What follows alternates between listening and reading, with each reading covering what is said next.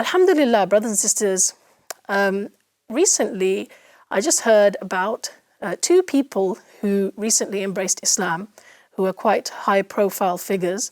One is the son of a famous celebrity chef here in Britain, who happened to be in prison, and then, alhamdulillah, while he was in prison, he learned about Islam, mashallah. And another is actually a Christian priest in America who recently embraced Islam, and he talked about it on the internet, about his journey.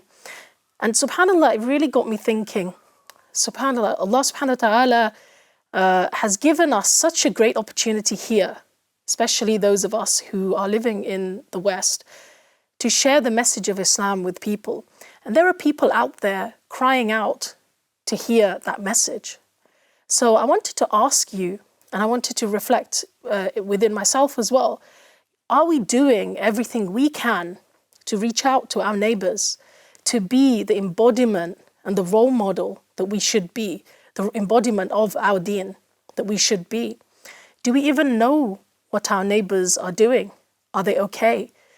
So I wanted to encourage you and remind myself that, subhanAllah, we have a huge responsibility as Muslims in the West, as Western Muslims, British Muslims, to reach out, to know what our neighbors are suffering from or what's going on in their lives, to find causes and things that we could help out in our communities, right? Because these communities are our communities. Whatever affects the wider community affects us, affects our children. So let's all make more of an effort to not be in our own little echo chambers, to not just, be happy with our own little homes and our own little communities and families, but to actually reach out and find ways of serving the community and also of sharing the message of Islam. When was the last time you shared some information, some beautiful aspect of Islam with somebody else? So these are some of the reflections that I was having and I wanted to share with you.